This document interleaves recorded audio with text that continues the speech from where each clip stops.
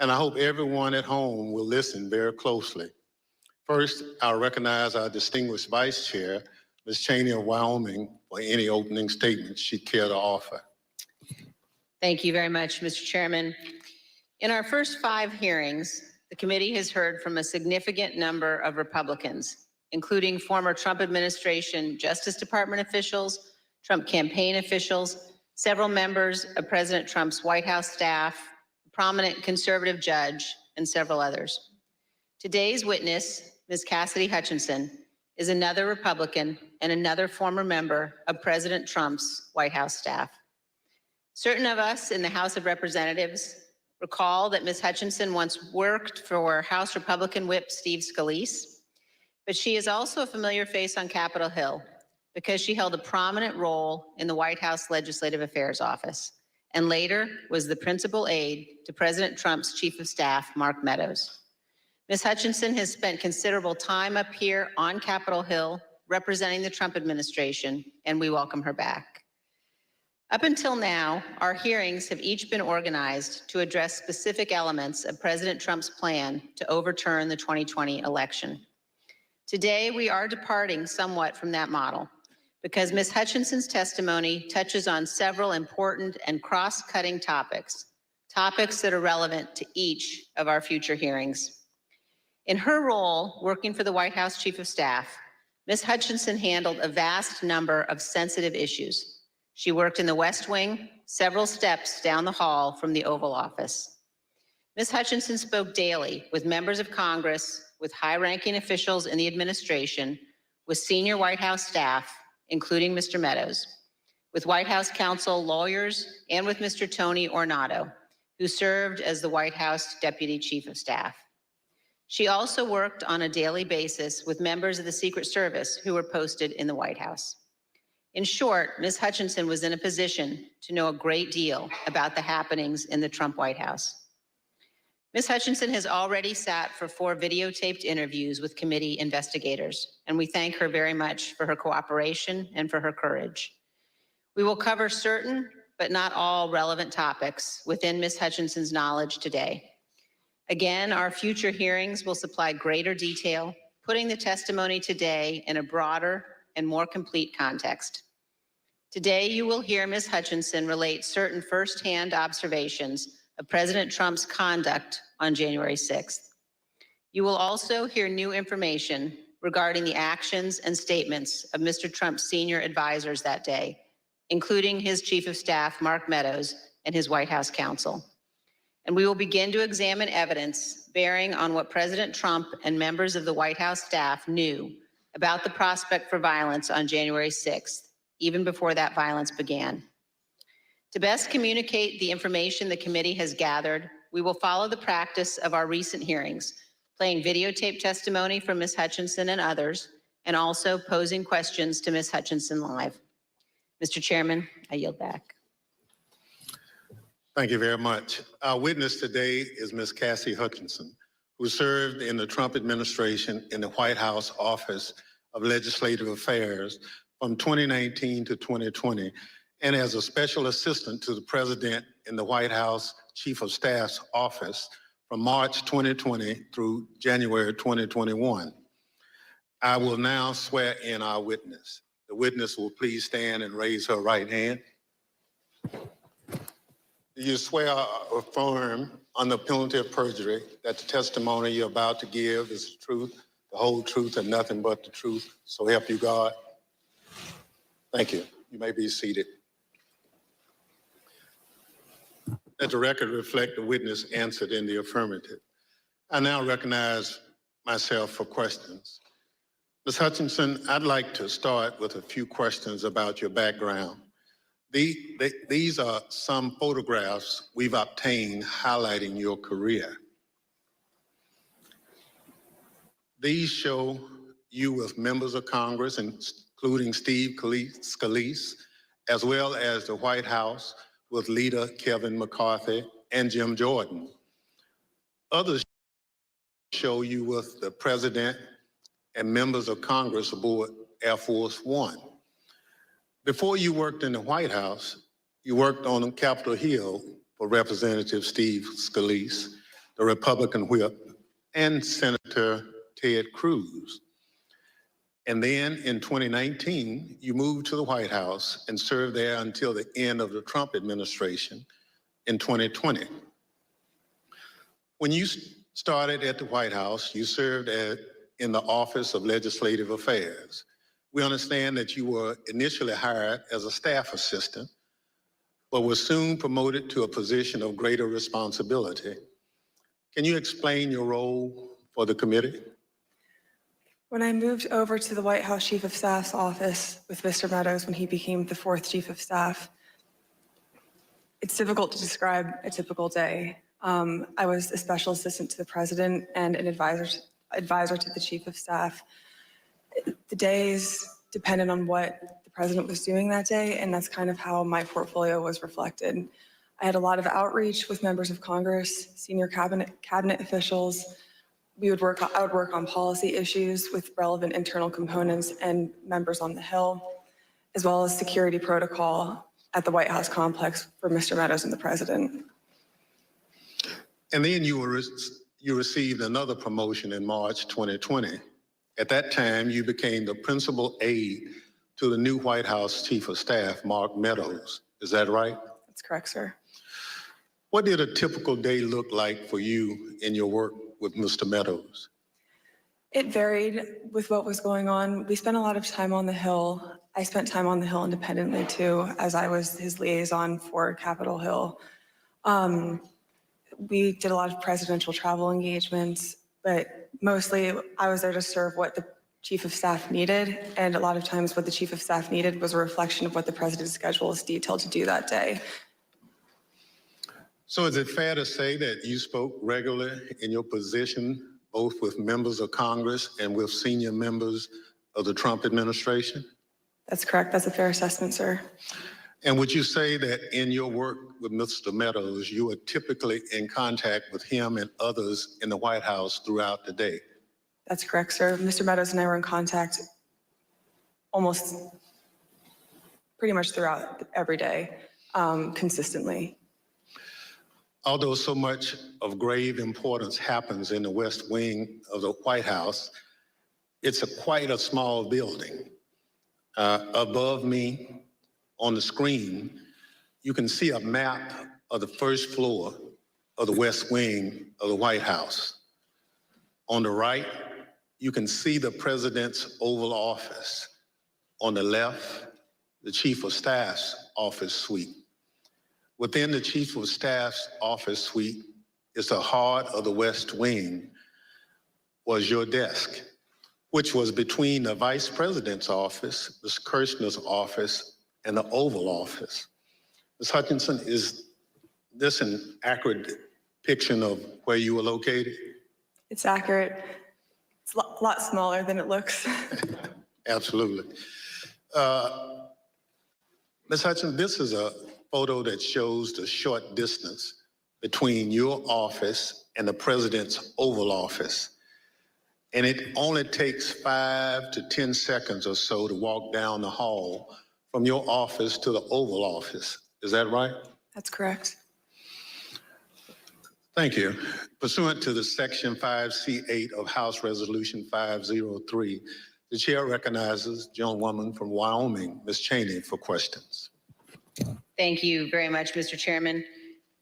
Mr. Chairman, we will begin today with an exchange that first provided Ms. Hutchinson a tangible sense of the ongoing planning for the events of January 6th. On January 2nd, 4 days before the attack on our Capitol, President Trump's lead lawyer, Mr. Giuliani, was meeting with White House Chief of Staff Mark Meadows and others. Ms. Hutchinson, do you remember Mr. Giuliani meeting with Mr. Meadows on January 2nd, 2021? I do. He met with Mr. Meadows in the evening of January 2nd, 2021. And we understand that you walked Mr. Giuliani out of the White House that night, and he talked to you about January 6th. What do you remember him saying? As Mr. Giuliani and I were walking to his vehicles that evening, he looked at me and said something to the effect of, "Cass, are you excited for the 6th? It's going to be a great day." I remember looking at him and saying, "Rudy, could you explain what's happening on the 6th?"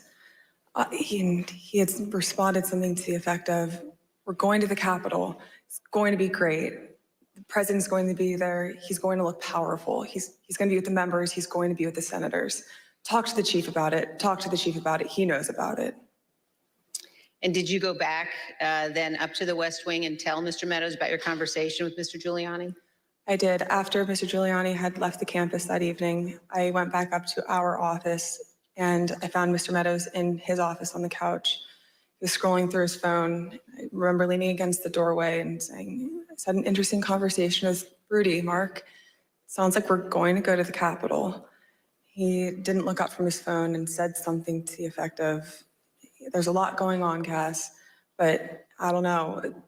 Things might get real, real bad on January 6th. Ms. Hutchinson, Mr. Meadows is engaged in litigation with the committee to try to avoid testifying here. What was your reaction when he said to you things might get real, real bad? In the days before January 2nd, I was apprehensive about the 6th. I had heard general plans for a rally. I had heard tentative movements to potentially go to the Capitol. But when hearing Rudy's take on January 6th and then Mark's response, that evening was the first moment that I remember feeling scared and nervous for what could happen on January 6th. And I had a deeper concern for what was happening with the planning aspects of it. Thank you, Ms. Hutchinson. Today, we're going to be focusing primarily on the events of January 5th and 6th at the White House. But to begin and to frame the discussion, I want to talk about a conversation that you had with Mr. John Ratcliffe, the Director of National Intelligence. And you had this conversation in December of 2020. Mr. Ratcliffe was nominated by President Trump to oversee U.S. intelligence, our U.S. intelligence community. And before his appointment, Mr. Ratcliffe was a Republican member of Congress. As you will see on this clip, Director Ratcliffe's comments in December of 2020 were prescient. My understanding was Director Ratcliffe didn't want much to do with the post-election period. Director Ratcliffe felt that it wasn't something that the White House should be pursuing. It felt it was dangerous for the president's legacy. He had expressed to me that he was concerned that it could spiral out of control and potentially be dangerous, either for our democracy or the way that things were going for the 6th. When you say it wasn't something the White House should be pursuing, what's the it?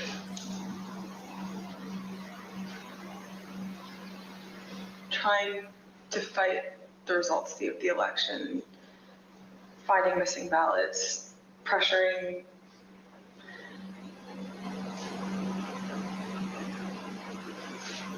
filing lawsuits in certain states where there didn't seem to be significant evidence, and reaching out to state legislatures about that. So pretty much the way that the White House is handling the post-election period, he felt that there could be dangerous repercussions in terms of precedent set for elections, for our democracy, for the 6th. He was hoping that we would concede.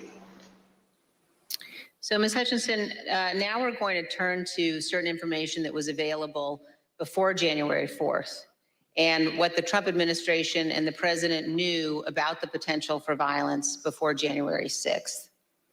On the screen, you will see an email received by Acting Deputy Attorney General Donahue on January 4th from the National Security Division of the Department of Justice. Mr. Donahue testified in our hearings last week.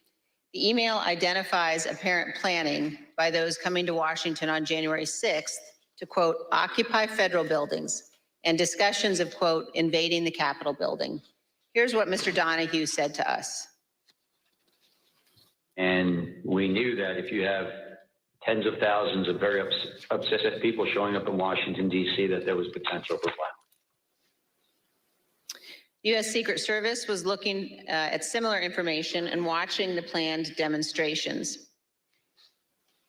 In fact, their intelligence division sent several emails to White House personnel like Deputy Chief of Staff Tony Ornato and the head of the President's Protective Detail, Robert Engel, including certain materials listing events like those on the screen. The White House continued to receive updates about planned demonstrations, including information regarding the Proud Boys organizing and planning to attend events on January 6th. Although Ms. Hutchinson has no detailed knowledge of any planning involving the Proud Boys for January 6th, she did note this. I recall hearing the word Oath Keeper and hearing the word Proud Boys closer to the planning of the January 6th rally when Mr. Giuliani would be around. On January 3rd, the Capitol Police issued a special event assessment. In that document, the Capitol Police noted that the Proud Boys and other groups planned to be in Washington, D.C. on January 6th and indicated that, quote, unlike previous post-election protests, the targets of the pro-Trump supporters are not necessarily the counter-protesters as they were previously, but rather Congress itself is the target on the 6th.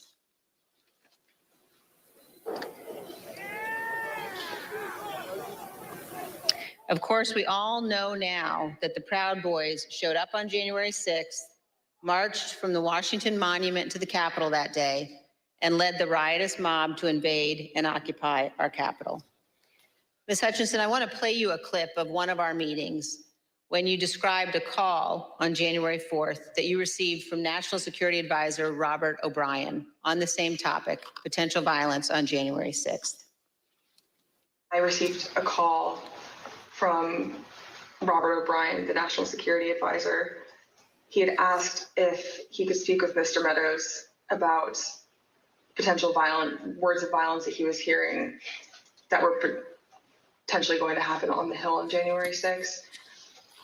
I had asked if he had connected with Tony Ornato because Tony Ornato had a conversation with Mark about that topic.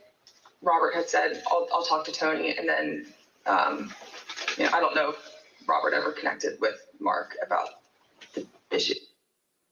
Ms. Hutchinson, can you describe for us Mr. Ornato's responsibilities as Deputy Chief of Staff?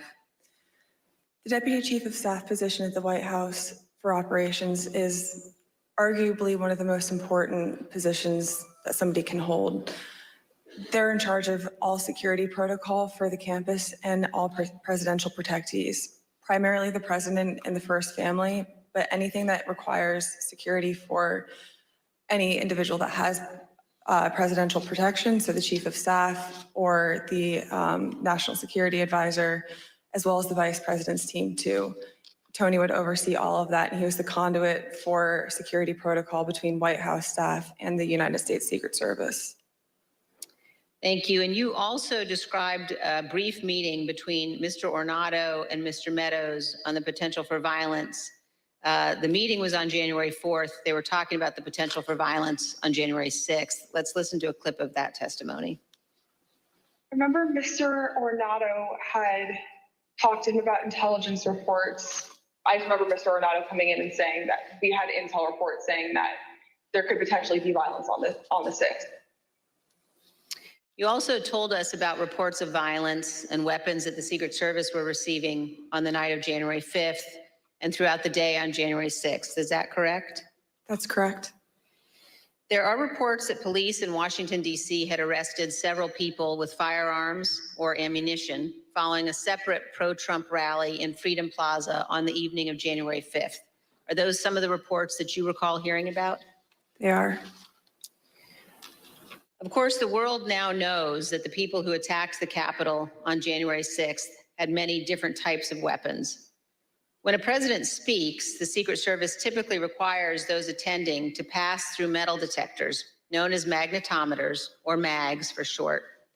The Select Committee has learned that people who willingly entered the enclosed area for President Trump's speech were screened so they could attend the rally at the Ellipse. They had weapons and other items that were confiscated.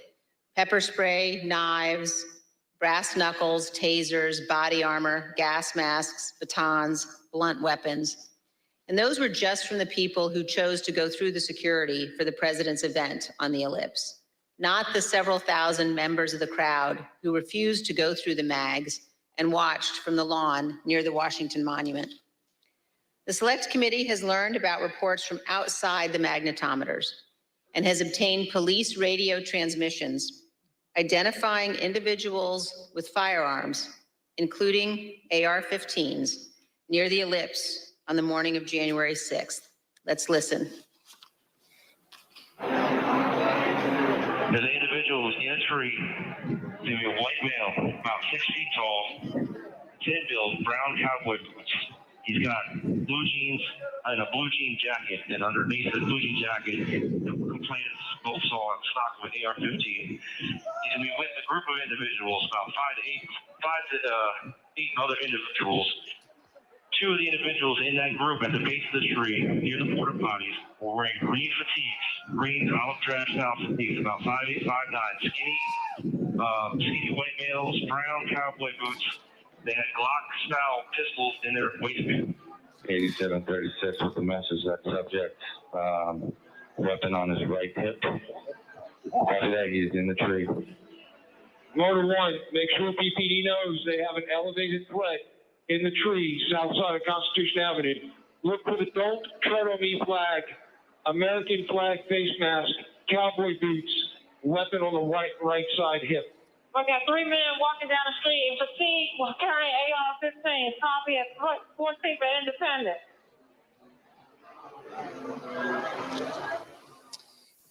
AR-15s at 14th and Independence.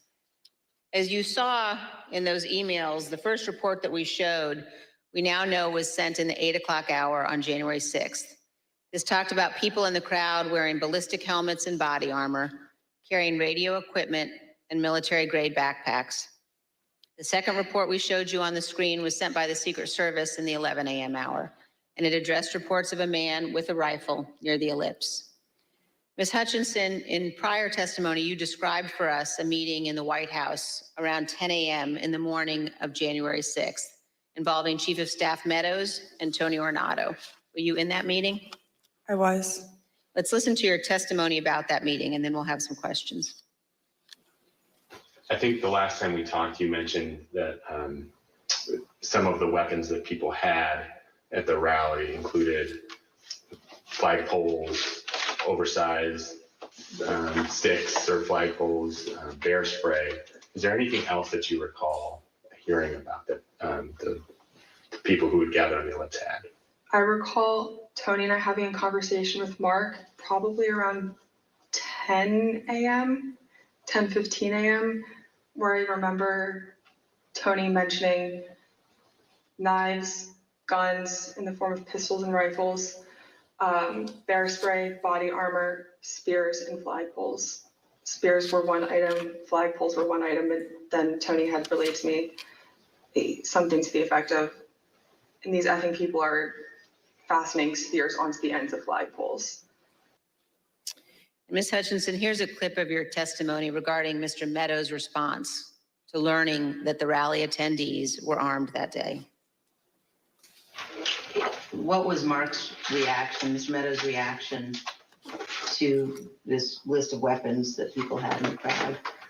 When Tony and I went in to talk to Mark that morning, Mark was sitting on his couch and on his phone, which was something typical. And I remember Tony just got right into it. I was like, sorry, I just want to let you know, and informed him, like, this is how many people we have outside the mags right now. These are the weapons that we're known to have. It's possible he listed more weapons off that I just don't recall. And gave him a brief and concise explanation, but also fairly thorough. And I remember distinctly Mark not looking up from his phone. And I remember Tony finishing his explanation and it taking a few seconds for Mark to say something to the point where I almost said, Mark, did you hear him? And then Mark chimed in and was like, all right, anything else? Still looking down at his phone. And Tony looked at me and I looked at Tony and Tony said, "No, sir, do you have any questions?" It's like, "What are you hearing?" And I looked at Tony and I was like, "Sir, he just told you about what was happening down at the rallies." And he was like, yeah, I know. And then he looked up and said, "Have you talked to the president?" And Tony said, "Yes, sir, he's aware too." And he said, "All right, good." He asked Tony if Tony had informed the president, Yes. and Tony said, yes, he had. So, Ms. Hutchinson, is it your understanding that Mr. Ornato told the president about weapons at the rally on the morning of January 6th? That's what Mr. Renato relayed to me. And here's how you characterize Mr. Meadows' general response when people raised concerns about what could happen on January 6th. So at the time, in the days leading up to the 6th, there were lots of public reports about how things might go bad on the 6th, even the potential for violence. If I'm hearing you correctly, what stands out to you is that Mr. Meadows did not share those concerns, or at least did not act on those concerns. Did not act on those concerns would be accurate. But other people raised them to him, like in this exchange, you mentioned that Mr. Ornato pulled him aside. That's correct. Ms. Hutchinson, we're going to show now an exchange of texts between you and Deputy Chief of Staff Ornato. And these text messages were exchanged while you were at the Ellipse. In one text, you write, "But the crowd looks good from this vantage point as long as we get the shot. He was effing furious." And the text messages also stress that President Trump kept mentioning the OTR, an off-the-record movement. We're going to come back and ask you about that in a minute. But could you tell us, first of all, who it is in the text who was furious? The he in that text that I was referring to was the president. And why was he furious, Ms. Hutchinson? He was furious because he wanted the arena that we had on the Ellipse to be maxed out at capacity for all attendees. The advance team had relayed to him that the mags were free flowing. Everybody who wanted to come in had already come in, but he still was angry about the extra space and wanted more people to come in. And did you go to the rally in the presidential motorcade? I was there, yes, in the motorcade. And were you backstage with the president and other members of his staff and family? I was. And you told us, Ms. Hutchinson, about particular comments that you heard while you were in the tent area. When we were in the offstage announce area tent behind the stage, he was very concerned about the shot, meaning the photograph that we would get, because the rally space wasn't full. One of the reasons, which I previously stated, was because he wanted it to be full and for people to not feel excluded because they'd come far to watch him at the rally. And he felt the mags were at fault for not letting everybody in. But another leading reason, and likely the primary reason, is because he wanted it full and he was angry that we weren't letting people through the mags with weapons, what the Secret Service deemed as weapons and our weapons. But when we were in the offstage announce tent, I was part of a conversation. I was in the vicinity of a conversation where I overheard the president say something to the effect of, I don't effing care that they have weapons. They're not here to hurt me. Take the effing mags away. Let my people in. They can march to the Capitol from here. Let the people in. Take the effing mags away.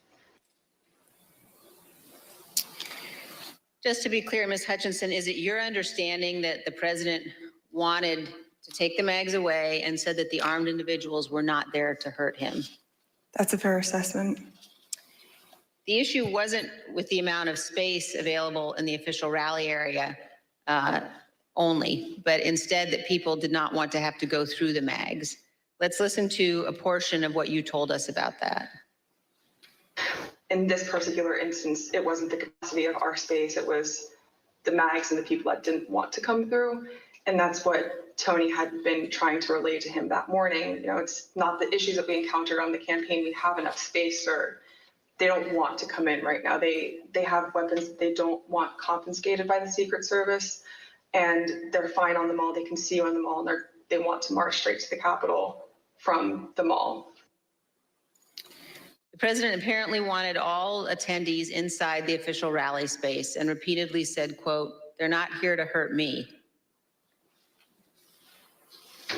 And just to be clear, so he was told again in that conversation, or was he told again in that conversation that people couldn't come through the mags because they had weapons? Correct. And that people, and his response was to say they can march to the Capitol from the ellipse. Something to the effect of, take the effing mags away. They're not here to hurt me. Let them in, let my people in. They can march to the Capitol after the rally's over. They can march from the ellipse. Take the effing mags away. Then they can march to the Capitol. Ms. Hutchinson, what we saw when those clips were playing were photos provided by the National Archives showing the president in the offstage tent before his speech on the ellipse. You were in some of those photos as well. And I just want to confirm that that is when you heard the president say the people with weapons weren't there to hurt him and that he wanted the Secret Service to remove the magnetometers. That's correct. In the photos that you displayed, we were standing towards the front of the tent with the TVs, really close to where he would walk out to go onto the stage. These conversations happened 2 to 3 minutes before he took the stage that morning. Let's reflect on that for a moment. President Trump was aware that a number of the individuals in the crowd had weapons and were wearing body armor. And here's what President Trump instructed the crowd to do. We're going to walk down, and I'll be there with you. We're going to walk down. We're going to walk down anyone you want, but I think right here, we're going to walk down to the Capitol. And the crowd, as we know, did proceed to the Capitol. It soon became apparent to the Secret Service, including the Secret Service teams in the crowd, along with White House staff, that security at the Capitol would not be sufficient. I'd had 2 or 3 phone conversations with Mr. Renato when we were at the ellipse, and then I had 4 men on Mr. Meadows' detail with me in between those individuals and then a few other bodies on the ground, just the Secret Service doing advance. They were getting notifications through their radios, and Mr. Renato in one phone conversation had called me and said, make sure the chief knows that they're getting closer to the Capitol. It's they're having trouble stacking bodies. And Ms. Hutchinson, when you said they were having trouble stacking bodies, did you mean that law enforcement at the Capitol needed more people to defend the Capitol from the rioters? It was becoming clear to us and to the Secret Service that Capitol Police officers were getting overrun at the security barricades outside of the Capitol building, and they were short people to defend the building. You mentioned that Mr. Ornato was conveying this to you because he wanted you to tell Mr. Meadows. So did you tell Mr. Meadows that people were getting closer to the Capitol and that Capitol Police was having difficulty? After I had the conversation with Mr. Meadows, after I had the conversation with Mr. Ornato, I went to have the discussion with Mr. Meadows. He was in a secure vehicle at the time making a call.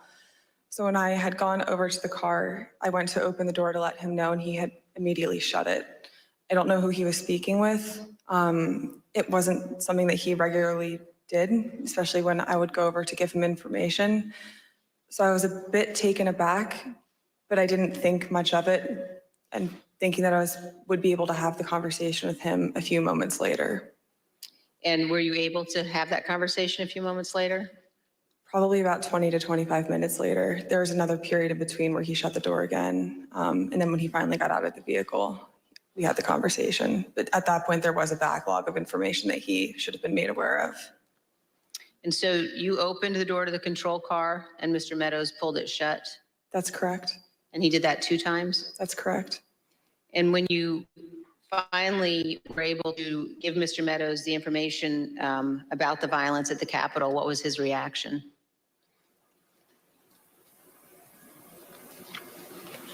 He almost had a lack of reaction. I remember him saying, all right, something to the effect of, how much longer does the president have left in his speech? Again, much of this information about the potential for violence was known or learned before the onset of the violence, early enough for President Trump to take steps to prevent it. He could, for example, have urged the crowd at the Ellipse not to march to the Capitol. He could have condemned the violence immediately once it began, or he could have taken multiple other steps. But as we will see today and in later hearings, President Trump had something else in mind. One other question at this point, Ms. Hutchinson, were you aware of concerns that White House counsel Pat Cipollone or Eric Hirschman had about the language President Trump used in his Ellipse speech? There were many discussions the morning of the 6th about the rhetoric of the speech that day. In my conversations with Mr. Hirschman, he had relayed that we would be foolish to include language that had been included at the president's request, which had lines along to the effect of, fight for Trump, we're going to march to the Capitol, I'll be there with you, fight for me, fight for what we're doing, fight for the movement. Things about the vice president at the time too. Both Mr. Hirschman and White House counsel's office were urging the speechwriters to not include that language for legal concerns and also for the optics of what it could portray the president wanting to do that day. And we just heard the president say that he would be with his supporters as they marched to the Capitol. Even though he did not end up going, he certainly wanted to. Some have questioned whether President Trump genuinely planned to come here to the Capitol on January 6th. In his book, Mark Meadows falsely wrote that after President Trump gave his speech on January 6th, he told Mr. Meadows that he was, quote, speaking metaphorically about the walk to the Capitol. As you will see, Donald Trump was not speaking metaphorically. As we heard earlier, Rudy Giuliani told Ms. Hutchinson that Mr. Trump plans to travel to the Capitol on January 6th. I want to pause for just a moment to ask you, Ms. Hutchinson, to explain some of the terminology you will hear today. We've heard you use two different terms to describe plans for the president's movement to the Capitol or anywhere else. One of those is a scheduled movement, and another one is OTR. Could you describe for us what each of those mean? A scheduled presidential movement is on his official schedule. It's notified to the press and to a wide range of staff that will be traveling with him. It's known to the public, known to the Secret Service, and they're able to coordinate the movement days in advance. An off-the-record movement is confined to the knowledge of a very, very small group of advisors and staff. Typically, a very small group of staff would travel with him, mostly that are just included in the national security package. You can pull an off-the-record movement together in less than an hour. It's a way to kind of circumvent having to release it to the press, if that's the goal of it, or to not have to have as many security parameters put in place ahead of time to make the movement happen. Thank you. And let's turn back now to the president's plans to travel to the Capitol on January 6th.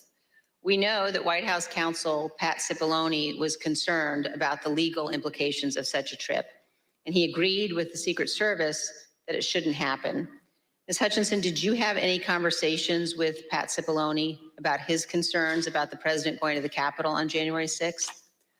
On January 3rd, Mr. Cipollone had approached me knowing that Mark had raised the prospect of going up to the Capitol on January 6th. Mr. Cipollone and I had a brief private conversation where he said to me, we need to make sure that this doesn't happen. This would be legally a terrible idea for us. We have serious legal concerns if we go up to the Capitol that day. And he then urged me to continue relaying that to Mr. Meadows, because it's my understanding that Mr. Cipollone thought that Mr. Meadows was indeed pushing this along with the president. And we understand, Ms. Hutchinson, that you also spoke to Mr. Cipollone on the morning of the 6th as you were about to go to the rally on the Ellipse. And Mr. Cipollone said something to you like, make sure the movement to the Capitol does not happen. Is that correct? That's correct. I saw Mr. Cipollone right before I walked out onto West Exec that morning, and Mr. Cipollone said something to the effect of, please make sure we don't go up to the Capitol, Cassidy. Keep in touch with me. We're going to get charged with every crime imaginable if we make that movement happen. And do you remember which crimes Mr. Cipollone was concerned with? In the days leading up to the 6th, we had conversations about potentially obstructing justice or defrauding the electoral count. Let's hear about some of those concerns that you mentioned earlier in one of your interviews with us. Having a private conversation with Pat late in the afternoon of the 3rd or the 4th, that Pat was concerned it would look like we were obstructing justice or obstructing the electoral college count. And I apologize for probably not being very firm with my legal terms here, but that it would look like we were obstructing what was happening on Capitol Hill. And he was also worried that it would look like we were inciting a riot or encouraging a riot to erupt on the Capitol, at the Capitol. In fact, in the days before January 6th and on January 6th itself, President Trump expressed to multiple White House aides that he wanted to go to the Capitol after his speech. Here's what various White House aides have told the committee about the president's desire to go to the Capitol. Did the president tell you this, that he wanted to speak at the Capitol? Correct, yes. During the meeting in the dining room, did the idea of the president proceeding or walking to the Capitol on the 6th after his speech come up? Walking to the Capitol? No. Driving to the Capitol? It came up. Okay, how did it come up and what was discussed? You brought it up. You said, I want to go down to the Capitol. What about him marching to the Capitol on the 6th? Yes. Tell us about that. So it's kind of a general thing. I mean, to get into the specifics of it, I was aware of the desire of the president to potentially march to the or accompany the rally attendees to the Capitol. When did you first hear about this idea of the president accompanying rally attendees to the Capitol on the 6th? Well, this was at the 6th. This was during the after he finished his remarks. When the president said that he would be going to the Capitol during his speech on the ellipse, the Secret Service scrambled to find a way for him to go. We know this from witnesses and the Secret Service, also from messages among staff on the President's National Security Council. The NSC staff were monitoring the situation in real time, and you can see how the situation evolved in the following chat log that the committee has obtained. As you can see, NSC staff believed that Mogul, the president, was, quote, going to the Capitol, and, quote, they are finding the best route now. From these chats, we also know the staff learned of the attack on the Capitol in real time. When President Trump left the ellipse stage at 1:10, the staff knew that rioters had invaded the inaugural stage and Capitol Police were calling for all available officers to respond. When Republican leader Kevin McCarthy heard the president say he was going to the Capitol, he called you, Ms. Hutchinson. Isn't that right? That's correct. And in this text message, you told Tony Ornato, quote, McCarthy just called me too. And do you guys think you're coming to my office? Tell us about the call that day with Leader McCarthy during the president's speech on the ellipse. I was still in the tent behind the stage, and when you're behind the stage, you can't really hear what's going on in front of you.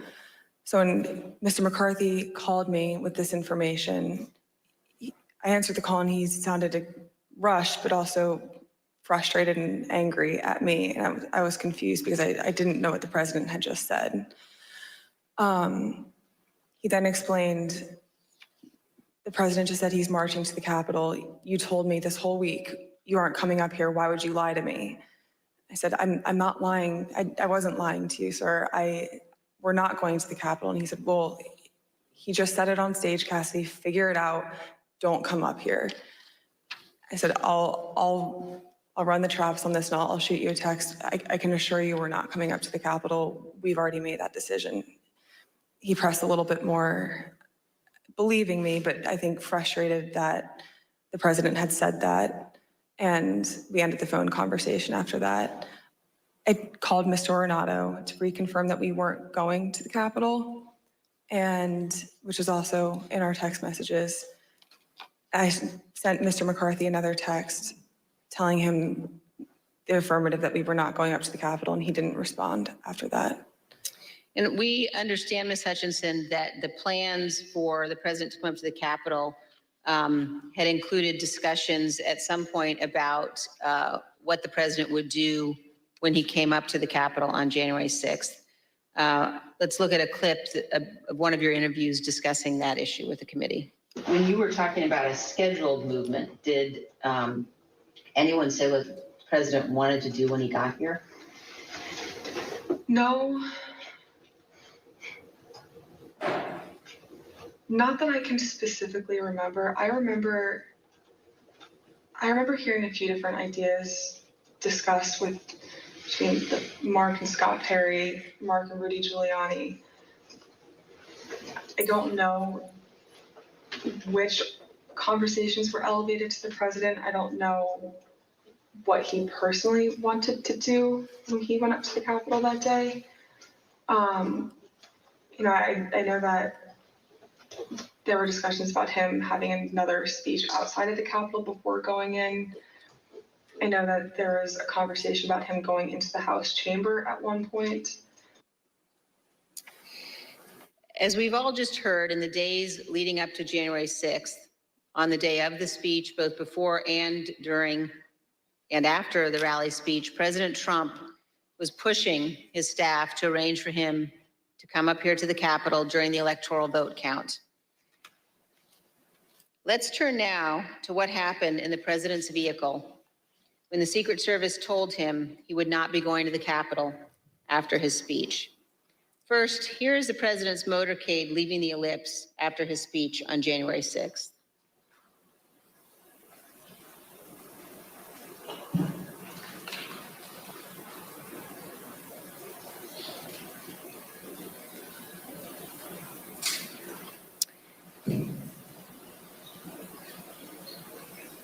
Ms. Hutchinson, when you returned to the White House in the motorcade after the president's speech, where did you go? When I returned to the White House, I walked upstairs towards the Chief of Staff's office, and I noticed Mr. Ornato lingering outside of the office. Once we had made eye contact, he quickly waved me to go into his office, which was just across the hall from mine. When I went in, he shut the door, and I noticed Bobby Engel, who is the head of Mr. Trump's security detail, sitting in a chair, just looking somewhat discombobulated and a little lost. I looked at Tony, and he had said, "Did you effing hear what happened in the Beast?" I said, "No, Tony, I just got back. What happened?" Tony proceeded to tell me that when the president got in the Beast, he was under the impression from Mr. Meadows that the off-the-record movement to the Capitol was still possible and likely to happen, but that Bobby had more information. So once the president had gotten into the vehicle with Bobby, he thought that they were going up to the Capitol. And when Bobby had relayed to him, "We're not, we don't have the assets to do it. It's not secure. We're going back to the West Wing." The president had very strong, a very angry response to that. Tony described him as being irate. The president said something to the effect of, "I'm the effing president. Take me up to the Capitol now." To which Bobby responded, "Sir, we have to go back to the West Wing." The president reached up towards the front of the vehicle to grab at the steering wheel. Mr. Engel grabbed his arm, said, "Sir, you need to take your hand off the steering wheel." we're going back to the West Wing. We're not going to the Capitol. Mr. Trump then used his free hand to lunge towards Bobby Engel. And when Mr. Ornato had recounted this story to me, he had motioned towards his clavicles. And was Mr. Engel in the room as Mr. Ornato told you this story? He was. Did Mr. Engel correct or disagree with any part of this story from Mr. Ornato? Mr. Engel did not correct or disagree with any part of the story. Did Mr. Engel or Mr. Ornato ever after that tell you that what Mr. Ornato had just said was untrue? Neither Mr. Ornato nor Mr. Engel told me ever that it was untrue. And despite this altercation, this physical altercation during the ride back to the White House, President Trump still demanded to go to the Capitol. Here's what Kayleigh McEnany, the White House press secretary at the time, wrote in her personal notes and told the committee about President Trump's desire to go to the Capitol after returning to the White House.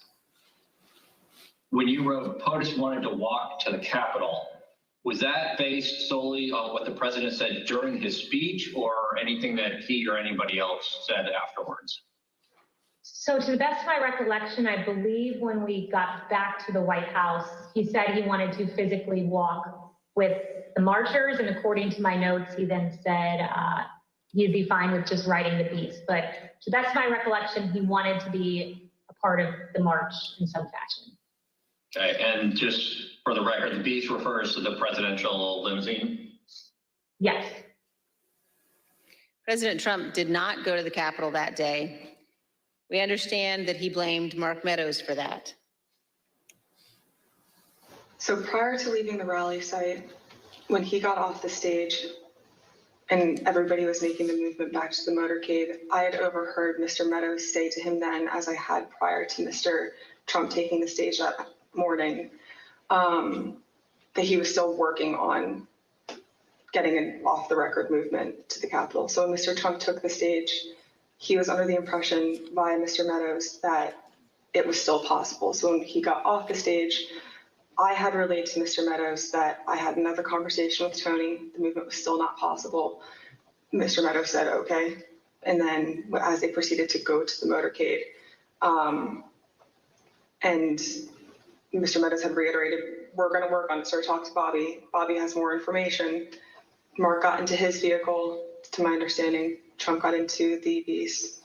And after we had all arrived back at the White House, later in the day, it had been relayed to me via Mark that the president wasn't happy that Bobby didn't pull it off for him and that Mark didn't work hard enough to get the movement on the books. The physical altercation that Ms. Hutchinson described in the presidential vehicle was not the first time that the president had become very angry about issues relating to the election. On December 1, 2020, Attorney General Barr said in an interview that the Department of Justice had now not found evidence of widespread election fraud sufficient to change the outcome of the election. Ms. Hutchinson, how did the president react to hearing that news? Around the time that I understand the AP article went live, I remember hearing noise coming from down the hallway. So I poked my head out of the office and I saw the valet walking towards our office. He had said, get the chief down to the dining room. The president wants him. So Mark went down to the dining room, came back to the office a few minutes later. After Mark had returned, I left the office and went down to the dining room. And I noticed that the door was propped open and the valet was inside the dining room changing the tablecloth off of the dining room table. He motioned for me to come in and then pointed towards the front of the room near the fireplace mantle and the TV, where I first noticed there was ketchup dripping down the wall and there's a shattered porcelain plate on the floor.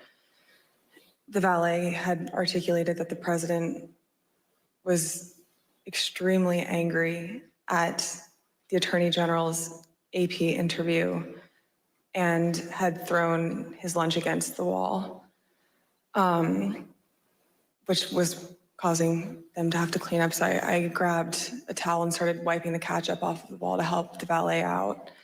And he said something to the effect of, he's really ticked off about this.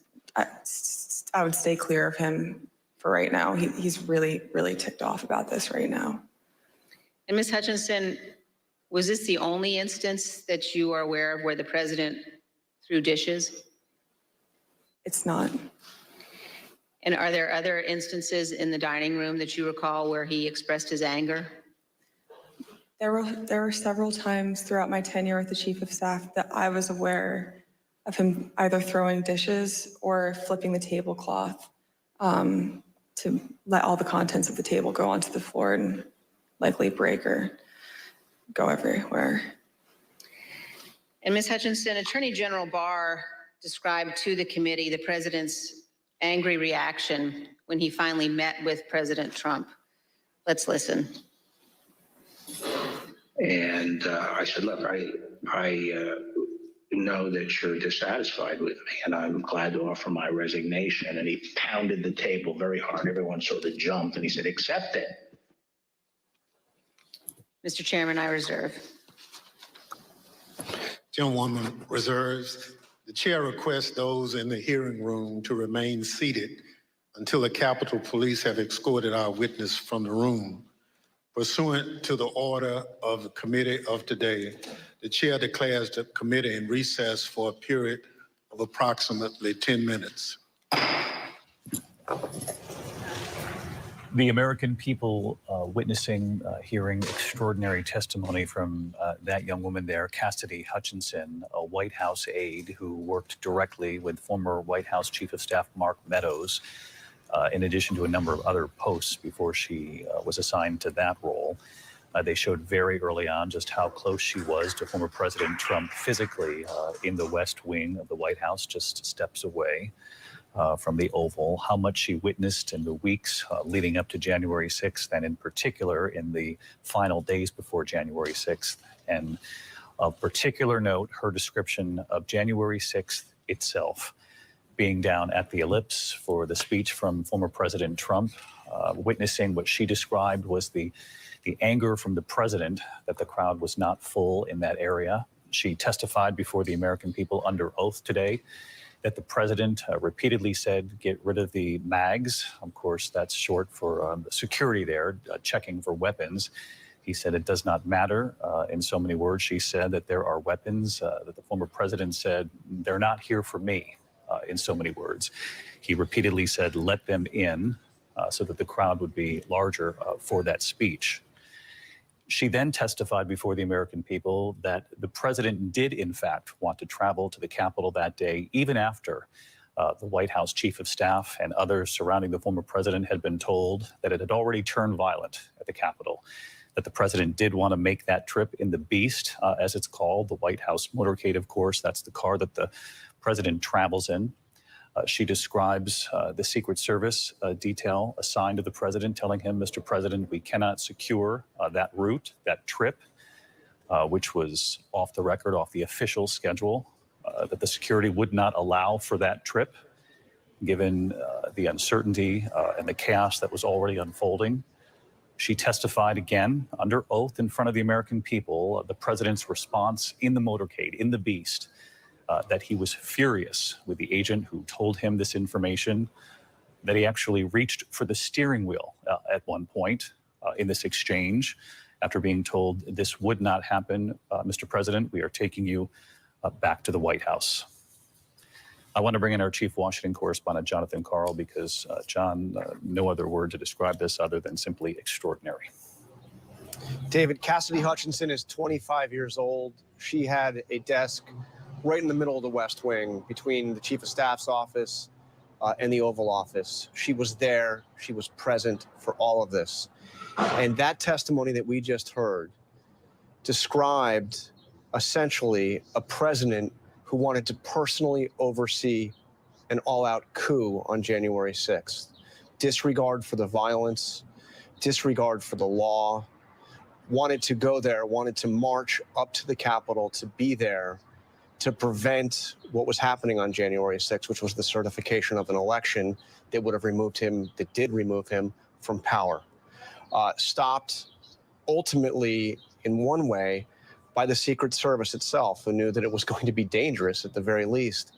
And hearing her testify, hearing in real time from the president's lead Secret Service agent, Antonio Arnado, the deputy chief of staff, who himself is a former and now again Secret Service agent, describing that scene in the presidential limo of the president lunging at his own Secret Service agent, refusing, after he refused to take him with all those marchers up to the Capitol. This is a new level in these hearings, David. We've heard a lot of really compelling testimony over the previous 5 hearings, but we've heard nothing like this. It's astounding. It's revelatory. It's compelling.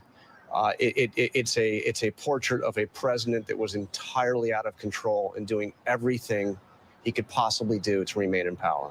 And John, just to underscore what you've just described, Cassidy Hutchinson testifying before the American people in so many words, saying the president said while traveling in the motorcade, I am the blank president. You're going to listen to what I'm telling you. We are going to the Capitol.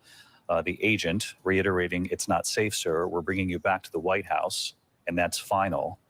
Testifying that the former president then lunged forward into what I believe would be the cab of the presidential limo and went to grab the steering wheel. The former president, again, was extremely angry at that response and then used his free hand to lunge at Bobby Engel. And that's the agent that John Karl just mentioned, who was charged with protecting the former president on that day. Cassidy Hutchinson then describing, John, when she got back to the White House, to the West Wing, and we all know how small the West Wing is, but I thought that was somewhat telling for the American people to show it, and even the model made it look larger than it actually is. She gets back to the West Wing, heads to the former chief of staff's office, and there are a couple of people gathered outside the door. The exhaustion she describes on their faces, the disbelief of what they had just witnessed from the president in the motorcade. She said the conversation began, John, with the simple question, did you blank hear what just happened in the Beast? And there's more to come, David. This testimony is going to resume here in a few minutes. What we heard in dramatic and vivid detail was what was going on in the lead up to the assault on the Capitol. Now I'm sure the conversation's going to turn to what else she witnessed that day while the attack on the Capitol was underway. I'll tell you, just take a moment for a second and admire the courage and the bravery of this 25-year-old, only a couple years removed from being an intern on Capitol Hill and then an intern in the White House, and then to the position she ultimately had on January 6th, which was the principal aide to the White House chief of staff. For her to do what so many other officials in that White House have refused to do, which is to come forward and to testify honestly and clearly about what she witnessed. Before today, I venture that very few Americans had ever heard the name Cassidy Hutchinson. After today, that will not be the case. This is a very brave young woman who witnessed extraordinary events inside the White House and has now come forward to tell the world about what she saw. John Karl with us as always. John, I thank you for that. I want to bring in Mary Bruce, of course, our senior White House correspondent covering the current administration. But before this role, she covered Congress for many years, would often chase members of Congress down the hall to get answers. And Mary, you well know that Cassidy Hutchinson was greatly respected. She worked for several leaders in the House, Republican leaders. She was a legislative liaison between the Trump White House and Congress. She worked up in the West Wing very quickly to this role for Mark Meadows, the chief of staff.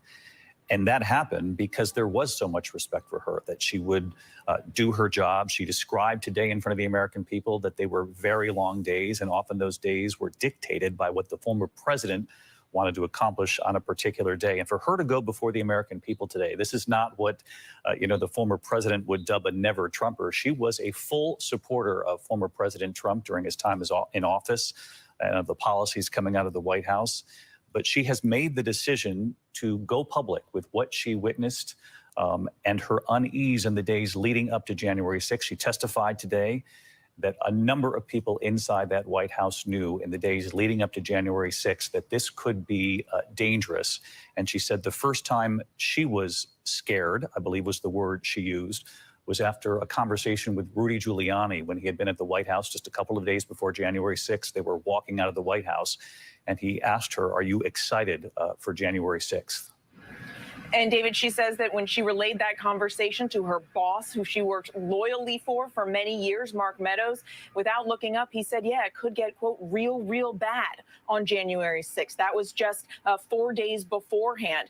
And that's the beginning of this, right? It is very clear from everything that Cassidy Hutchinson has said today that those inside the White House and the president himself knew of the massive risk, knew of the real danger that his supporters could pose to those at the Capitol, to each other, to members of the public. And the president, as she is outlining, simply didn't care. Because as he put it, according to her, they were a risk to him. And it is astounding to hear her outline all of this and to recognize that no one was willing to stand up really to Donald Trump. And first and foremost, you would think that that would be Mark Meadows' job. He is the chief of staff. Mark Meadows, I covered him for many years on Capitol Hill. He is known as someone in Washington who's willing to tell anyone what they want to hear. And first and foremost, that was very true of Donald Trump. It was true when Mark Meadows was a congressman. It was true, of course, when he was in the White House. And it seems throughout the day on January 6th, not even wanting to really tell the president that he couldn't make that movement up to the Capitol for his own safety. And Mark Meadows is someone, he's the president's right-hand man. He is there with Donald Trump through every step of this and is someone whose job description it is essentially to advise the president first and foremost. And you would imagine that that would extend especially to the president's own safety, to the safety of Americans. And all of that was disregarded. And David, lastly, it has been said, but it has to be said again, the courage that Cassidy Hutchinson is showing, given her loyalty to Mark Meadows, her loyalty to Donald Trump, which she is so publicly breaking today in order to do this. And she is putting herself at huge risk and yet willing to do it because she believes that this is the right thing for this country. She is 25 years old. Let that sink in. It is just astounding, David. It really is. And just to underscore, quick follow to you, Mary, because you were making the point that a number of people knew of the dangers leading up to January 6th. She made that very clear today. But what they did today was they went a step further. They showed the text messages, the phone logs over the course of that morning on January 6th, making it very clear that the White House team closest to the former president knew that some of this violence was underway, that this had begun to unfold at the Capitol, that they knew that this was happening, and that the president still wanted to go to the Capitol. And this was after you just pointed out, he said at the Ellipse, let them in anyway. These weapons, they're not here to hurt me. They're not after me. Let them in. That the former president wanted to go up to the Capitol despite the knowledge of his inner circle that the chaos had begun to unfold at the Capitol. The president wanted to be there. The president wanted to be there no matter what, and it seemed nothing was going to stop it. I mean, he physically got in an altercation with his own security, according to Hutchinson. That is how intent he was on doing this, regardless of the outcome, despite the fact that he knew that many of his supporters were armed quite literally with weapons of war. They were going into battle. Tear gas, pepper spray, blunt objects, spears. He knew or could foresee certainly what was to come, and it didn't matter, it seems. That is the argument that Hutchinson is outlying here. And I keep thinking about how she described, when Mark Meadows was told that law enforcement on the Capitol was having trouble, essentially, as they interacted with the crowd. And she says that Meadows had almost a complete lack of reaction because I'm sure they knew well that nothing was going to stop Donald Trump. Mary Bruce at the White House, and of course, Mary pulling from her reporting for many years of Capitol Hill and of many of these key players, former members of Congress, current members of Congress. I want to bring in Sarah Isgur, former spokesperson of the Trump Department of Justice, of course, now an ABC News contributor. And Sarah, just first off, your reaction to what you've heard from Cassidy Hutchinson today. Well, I won't be surprised at this point if Mark Meadows decides to plead the fifth. Several of the things that Ms. Hutchison was talking about could very well be felonies, and I expect we're going to hear more from her this afternoon, including about potential destruction of documents by the former chief of staff. You know, this to me was a perfect example of why Kevin McCarthy should have put Republicans who disagreed with this narrative, who wanted to defend the president, because right now we are getting one side of the story from a Trump loyal former official. As you said, this isn't a never Trumper, and she is painting a bleak picture of what was happening at the White House that day. And I do have to ask you, when you say one side of the story, I mean, are you questioning that what she is saying today is not factual? Because if the facts are telling the story of the day, then that is the story of the day. That's exactly right. But, you know, Republicans had the opportunity to have members on this committee who could push back, who could ask questions or present an alternative. We're not hearing that, potentially because there isn't another side of the story. But Donald Trump has attacked Kevin McCarthy for not putting members. He said it was a mistake. And I think we're seeing why today.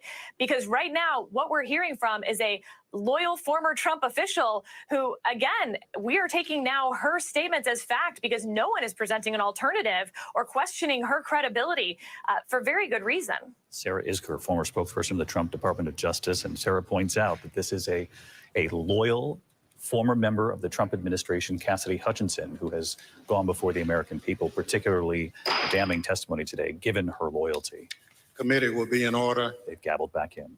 Chair recognizes the gentlewoman from Wyoming, Vice Chair Cheney. Thank you, Mr. Chairman. Before we turn to what Ms. Hutchinson saw and heard in the White House during the violent attack on the Capitol on January 6th, let's discuss certain communications White House Chief of Staff Mark Meadows had on January 5th. President Trump's associate, Roger Stone, attended rallies during the afternoon and the evening of January 5th in Washington, D.C. On January 5th and 6th, Mr. Stone was photographed with multiple members of the Oath Keepers who were allegedly serving as his security detail. As we now know, multiple members of that organization have been charged with or pled guilty to crimes associated with January 6th. Mr. Stone has invoked his Fifth Amendment privilege against self-incrimination before this committee. General Michael Flynn has also taken the fifth before this committee. Mr. Stone previously had been convicted of other federal crimes unrelated to January 6th. General Flynn had pleaded guilty to a felony charge also predating and unrelated to January 6th. President Trump pardoned General Flynn just weeks after the presidential election.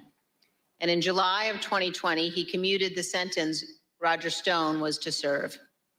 The night before January 6th, President Trump instructed his chief of staff, Mark Meadows, to contact both Roger Stone and Michael Flynn regarding what would play out the next day. Ms. Hutchinson, is it your understanding that President Trump asked Mark Meadows to speak with Roger Stone and General Flynn on January 5th? That's correct. That is my understanding. And Ms. Hutchinson, is it your understanding that Mr. Meadows called Mr. Stone on the 5th? I'm under the impression that Mr. Meadows did complete both a call to Mr. Stone and General Flynn the evening of the 5th. And do you know what they talked about that evening, Ms. Hutchinson? I'm not sure. Is it your understanding that Mr. Giuliani, Mr. Eastman, and others had set up what has been called, quote, a war room at the Willard Hotel on the night of the 5th? I was aware of that the night of the 5th. And do you know if Mr. Meadows ever intended to go to the Willard Hotel on the night of the 5th? Mr. Meadows had a conversation with me where he wanted me to work with Secret Service on a movement from the White House to the Willard Hotel so he could attend the meeting or meetings with Mr. Giuliani and his associates in the war room. And what was your view as to whether or not Mr. Meadows should go to the Willard that night? I had made it clear to Mr. Meadows that I didn't believe it was a smart idea for him to go to the Willard Hotel that night. I wasn't sure everything that was going on at the Willard Hotel, although I knew enough about what Mr. Giuliani and his associates were pushing during this period. I didn't think that it was something appropriate for the White House Chief of Staff to attend, to consider involvement in. I made that clear to Mr. Meadows. Throughout the afternoon, he mentioned a few more times going up to the Willard Hotel that evening, and then eventually dropped the subject the night of the 5th and said that he would dial in instead. So General Flynn has appeared before this committee. And when he appeared before our committee, he took the 5th. Let's briefly view a clip of General Mike Flynn taking the 5th Amendment.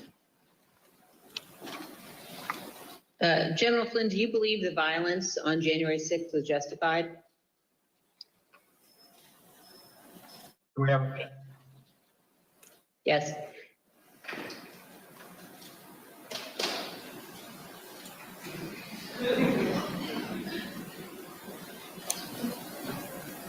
All right, we're back.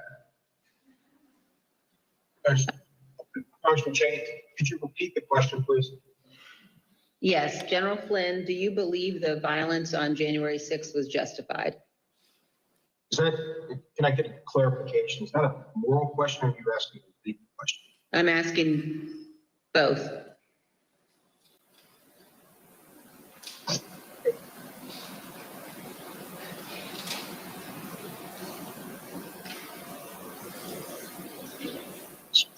I said the 5th.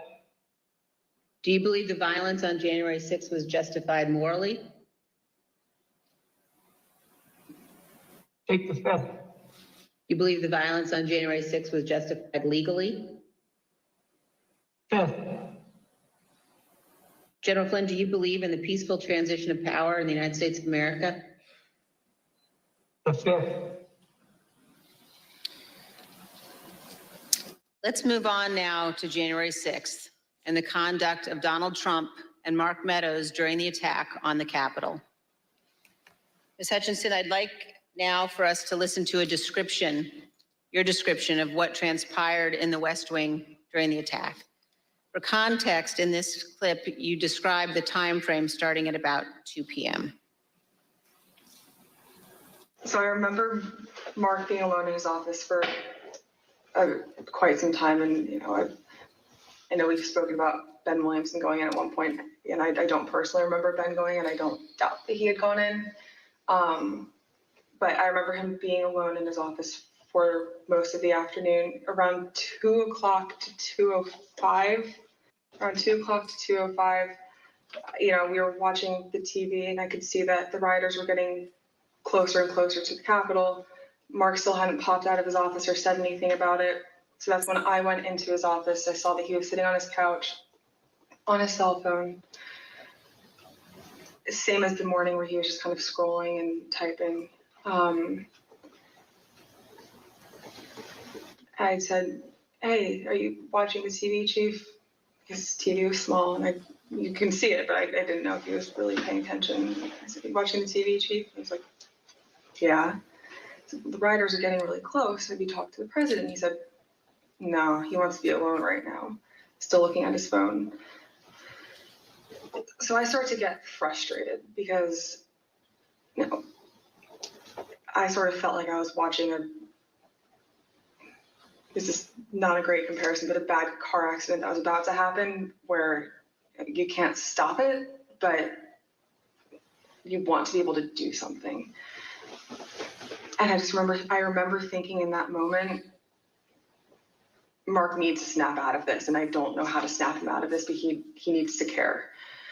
And I just remember I blurted out, I said, "Mark, do you know where Jim's at right now?" And he looked up at me at that point and said, "Jim?" And I said, "Mark, he was on the floor a little while ago giving a floor speech. Did you listen?" He said, "Yeah, it was real good. Did you like it?" And I said, "Yeah. Do you know where he's at right now?" He said, "Well, no, I haven't heard from him." And I said, "You might want to check in with him, Mark." And I remember pointing at the TV and I said, "The rioters are getting close. They might get in." And he looked at me and said something to the effect of, "All right, I'll give him a call." Not long after the rioters broke into the Capitol, you described what happened with White House counsel Pat Cipollone. No more than a minute a minute and a half later, I see Pat Cipollone barreling down the hallway towards our office and rushed right in, looked at me, said, "Is Mark in his office?" And I said, "Yes." He just looked at me and started shaking his head and went over, opened Mark's office door, stood there with the door propped open, and said something to the, Mark's still sitting on his phone. I remember like glancing and he's still sitting on his phone. And I remember Pat saying to him something to the effect of, "The rioters have gotten to the Capitol, Mark. We need to go down and see the president now." And Mark looked up at him and said, "He doesn't want to do anything, Pat." And Pat said something to the effect of, and very clearly had said this to Mark, something to the effect of, "Mark, something needs to be done or people are going to die and the blood's going to be on your effing hands. This is getting out of control. I'm going down there." And at that point, Mark stood up from his couch, both of his phones in his hand. He had his glasses on still. He walked out with Pat. He put both of his phones on my desk and said, "Let me know if Jim calls." And they walked out and went down to the dining room. A few minutes later, Representative Jordan called back. A couple minutes later, so likely around between 2:15 and 2:25. I know the tweet went out at 2:24. I don't remember if I was there when the tweet went out or if it happened right afterwards, but Jim had called. I answered the phone, said 1 second. He knew it was, I guess he knew it was me. I introduced myself, but I don't remember if he called my cell phone or if he had called one of Mark's. But I answered the phone and said, 1 sec, Mark's on the hall. I'm going to go hand the phone to him. He said, "Okay." So I went down. I asked the valet if Mark was in the dining room. The valet said yes. I opened the door to the dining room, briefly stepped in to get Mark's attention, showed him the phone, like flipped the phone his way so he could see it said Jim Jordan. He had stepped to where I was standing there holding the door open, took the phone talking to Jim with the door still propped open. So I took a few steps back. So I probably was 2 feet from Mark. He was standing in the doorway going to the Oval Office dining room. They had a brief conversation, and in the crossfires, I heard briefly like what they were talking about, but in the background, I had heard conversations in the Oval dining room at that point talking about the hang Mike Pence chants.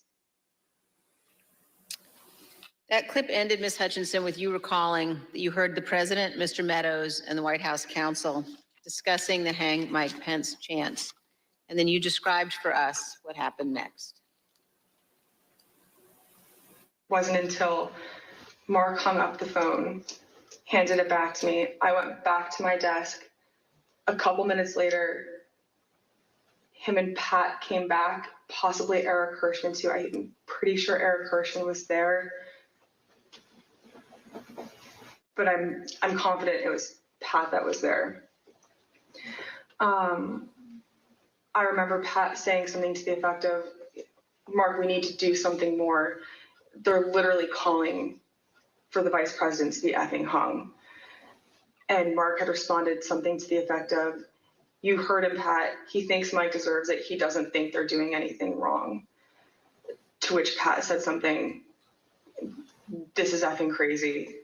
We need to be doing something more." Briefly stepped into Mark's office. And when Mark had said something to the effect of, "He doesn't think they're doing anything wrong," knowing what I had heard briefly in the dining room, coupled with Pat discussing the hang Mike Pence chants in the lobby of our office, and then Mark's response, I understood there to be the rioters in the Capitol that were chanting for the vice president to be hung.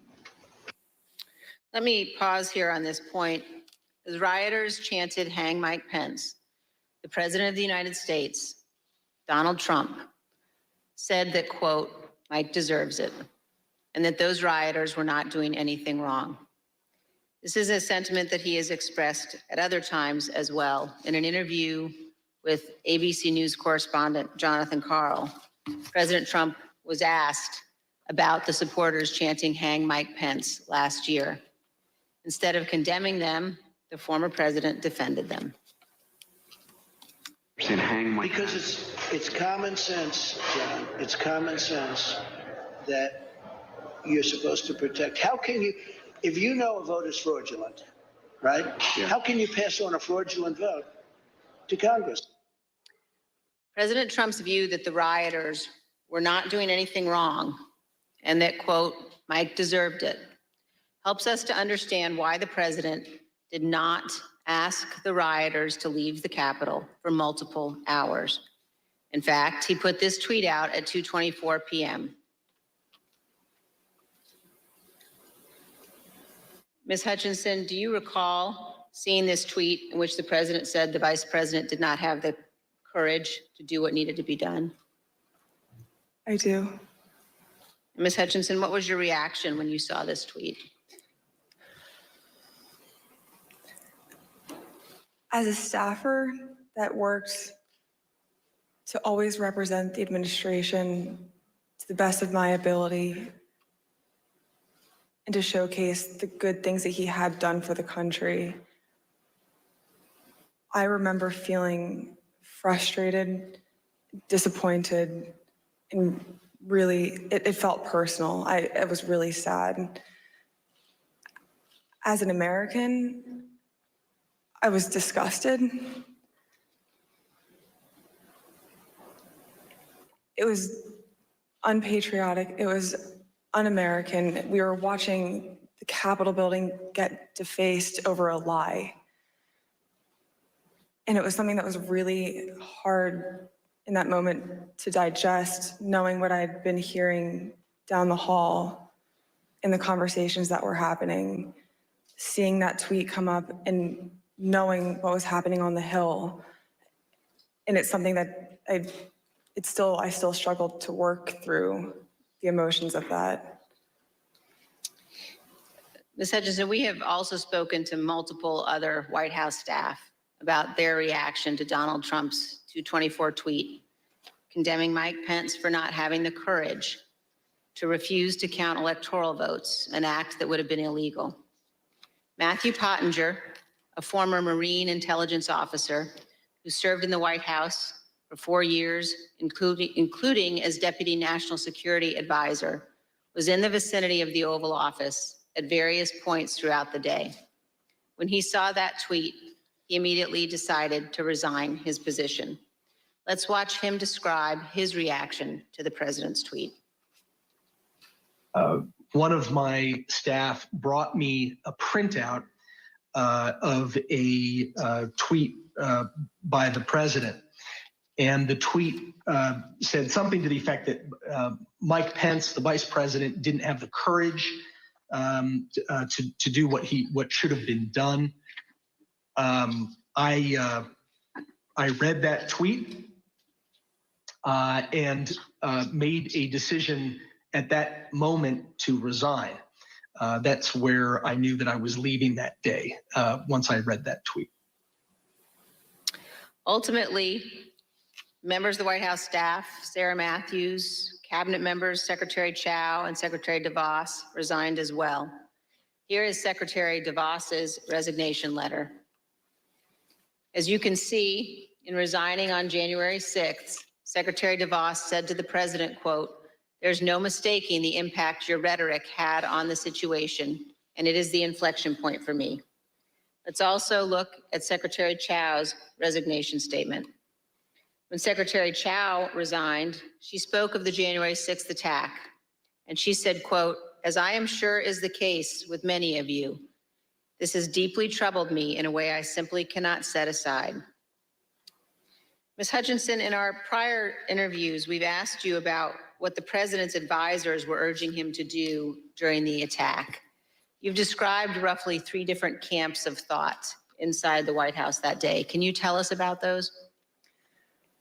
There was a group of individuals that were strongly urging him to take immediate and swift action. I would classify the White House counsel's office, Mr. Hirschman, Ms. Ivanka Trump in that category of really working to get him to take action and pleading with him to take action. There was a more neutral group where advisors were trying to toe the line knowing that Mr. Trump didn't necessarily want to take immediate action and condemn the riots, but knowing something needed to be done. And then there was the last group, which was deflect and blame. Let's blame Antifa. These aren't our people. It's my understanding that Mr. Meadows was in the deflect and blame category, but he did end up taking a more neutral route, knowing that there were several advisors in the president's circle urging him to take more action, which I think was reflected in the rhetoric released later that day in the videos. You told us that the White House counsel's office was in the camp encouraging the president to tell the rioters to stop the attack and to leave the Capitol. Let's listen. White House counsel's office wanted there to be a strong statement out to condemn the rioters. I'm confident in that. Now let's look at just one example of what some senior advisors to the president were urging. Ms. Hutchinson, could you look at the exhibit that we're showing on the screen now? Have you seen this note before?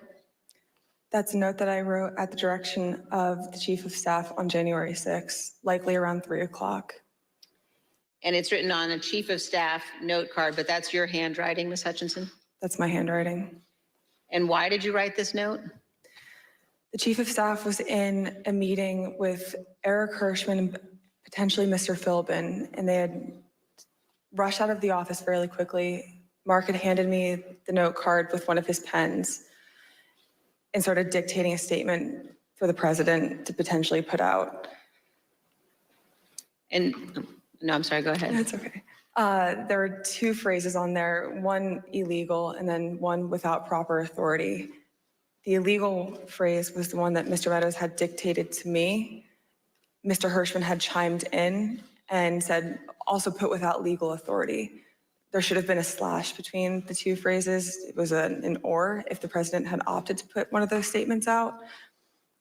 Evidently he didn't. Later that afternoon, Mark came back from the Oval Dining Room and put the palm card on my desk with illegally crossed out, but said we didn't need to take further action on that statement. So to your knowledge, this statement was never issued? It was, to my knowledge, it was never issued. And Ms. Hutchinson, did you understand that Ivanka Trump wanted her father to send people home? That's my understanding, yes. Let's play a clip of you addressing that issue. I remember her saying at various points, she wanted her dad to send them home. She wanted her dad to tell them to go home peacefully, and she wanted to include language that he necessarily wasn't on board with at the time. You will hear more about this at our later hearings, but we have evidence of many others imploring Donald Trump and Mark Meadows to take action. Here is some of that evidence, text messages sent to Mark Meadows during the attack. This is a text message at 2:32 from Laura Ingram. Hey, Mark, the president needs to tell people in the Capitol to go home. In the next message, this is hurting all of us. And then he's destroying his legacy and playing into every stereotype. We lose all credibility against the BLM Antifa crowd if things go south. The president's son, Don Jr., also urgently contacted Mark Meadows. At 2:53, he wrote, he's got to condemn this shit ASAP. The Capitol Police tweet is not enough. As you will see, these are just two of the numerous examples of Trump supporters and allies urging the president to tell his supporters to leave the Capitol. It would not have been hard for the president to simply walk down to the briefing room a few feet down the hall from the Oval Office. As Nora O'Donnell noted during an interview with House Republican leader Kevin McCarthy, where Leader McCarthy said he believed the attack was un-American. I want to quickly bring in Kevin McCarthy, the House Minority Leader. Leader McCarthy, do you condemn this violence? I completely condemn the violence in the Capitol. What we're currently watching unfold is un-American. I am disappointed. I'm sad. This is not what our country should look like. This is not who we are. This is not the First Amendment. This has to stop, and this has to stop now. Leader McCarthy, the President of the United States has a briefing room steps from the Oval Office. The cameras are hot 24/7, as you know. Why hasn't he walked down and said that now? I conveyed to the president what I think is best to do, and I'm hopeful the president will do it. Republican House member Mike Gallagher also implored the president to call off the attack. Mr. President, you have got to stop this. You are the only person who can call this off. Call it off. The election is over. Call it off. This is bigger than you. It's bigger than any member of Congress. It is about the United States of America, which is more important than any politician. Call it off. It's over. Despite the fact that many people close to Donald Trump were urging him to send people home, he did not do so until later, much later. At 4:17 p.m., Donald Trump finally told the rioters to go home and that he loved them. Here's a portion of the video President Trump recorded from the White House. We have to have peace. So go home. We love you. You're very special. You've seen what happens. You see the way others are treated that are so bad and so evil. I know how you feel. But go home and go home in peace.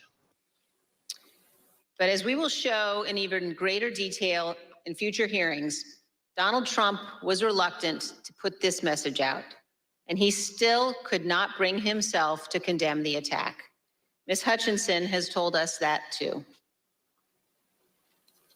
The one that he put out at 4:17. I'm sure we've discussed it, and just to elaborate if I hadn't already at that point, I recall him being reluctant to film the video on the 6th. I was not involved in any of the logistics or the planning for that video. I just remember seeing the video go out and feeling a little shocked after it went out.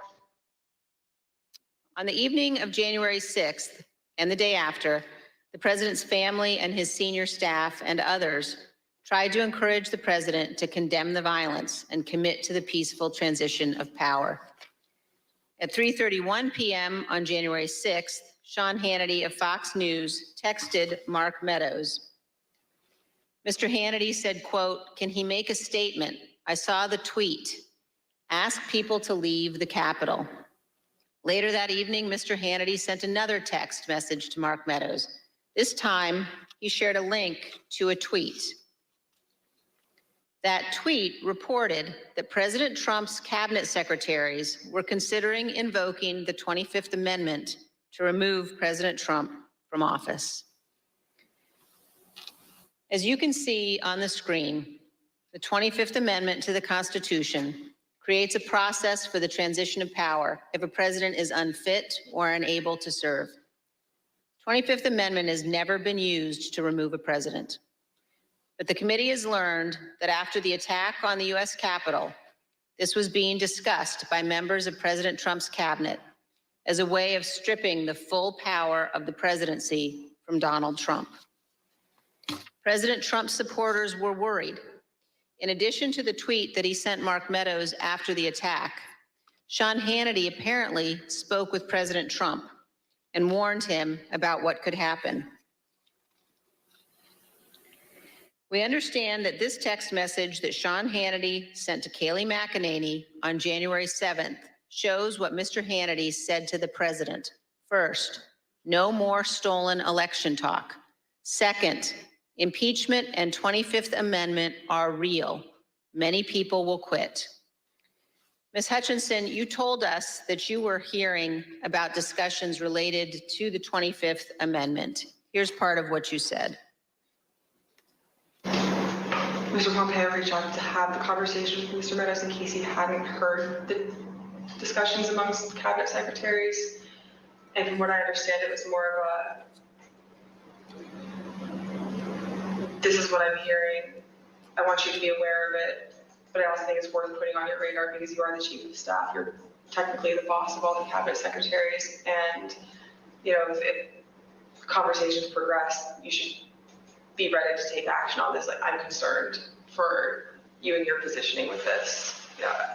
Reach out to me if you have any questions, or like I could be helpful with you at all. Inside the White House, the president's advisors, including members of his family, wanted him to deliver a speech to the country. Deputy White House counsel Pat Philbin prepared the first draft of what would be the president's remarks on national healing, delivered via pre-taped video on January 7th.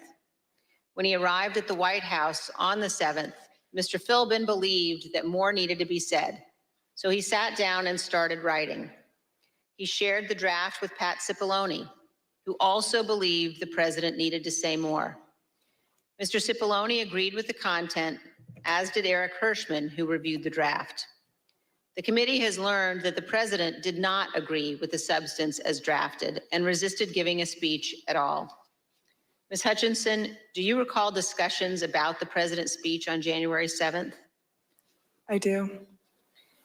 Let's listen, Ms. Hutchinson, to what you told us about that and about the process of crafting those remarks. I learned from a conversation with Mark and overhearing between him and White House counsel and Eric Hirschman as well that Trump didn't necessarily think he needed to do anything more on the 7th than what he had already done on the 6th. When he was convinced to put out a video on the 7th, I understand that he had a lot of opinions about what the context of that announcement were to entail. I had original drafts of the speech where there were several lines that didn't make it in there about prosecuting the rioters or calling them violent. He didn't want that in there. He wanted to put in there that he wanted to potentially pardon them. And this is just with the increased emphasis of his mindset at the time, which was he didn't think that they did anything wrong. The people who did something wrong that day, or the person who did something wrong that day, was Mike Pence by not standing with him. But the president's advisors urged him to give the speech. Who convinced him to do the video on the 7th? I'm not sure who convinced him or if it was a group of people that convinced him. Who was in the group that you're aware of? That I'm aware of: Mark, Ivanka, Jared Kushner, Eric Hirschman, Pat Cipollone, Pat Philbin. Those are the people that I'm aware of. Do you know why that group of people thought it was necessary for him to release a statement? I believe Kelly McEnany as well.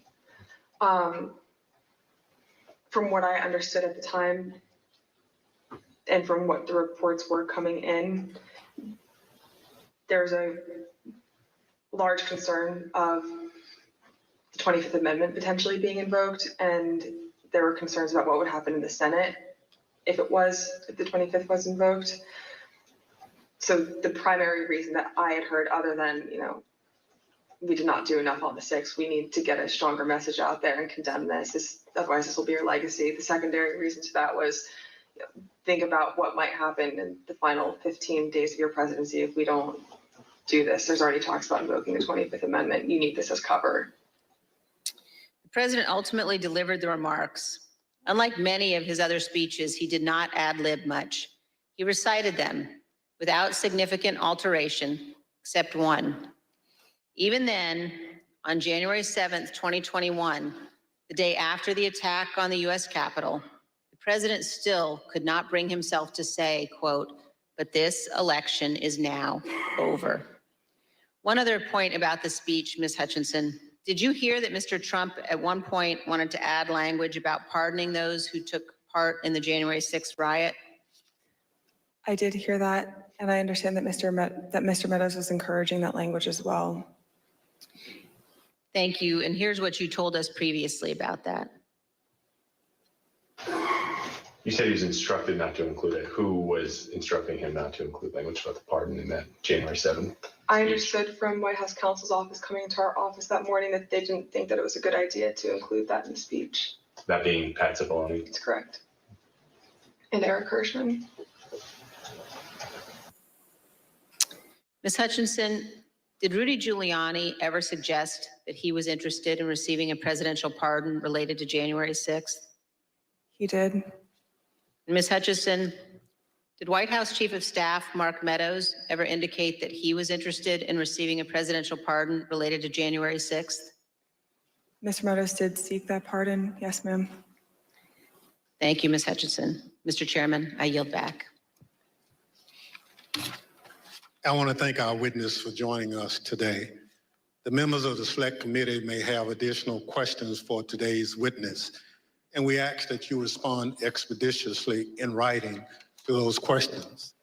Without objections, members will be permitted 10 business days to submit statements for the record, including opening remarks and additional questions for the witness. Without objection, the chair recognizes the vice chair for a closing statement. Thank you very much, Mr. Chairman. I want to begin by thanking Ms. Hutchinson for her testimony today. We are all in her debt. Our nation is preserved by those who abide by their oaths to our Constitution.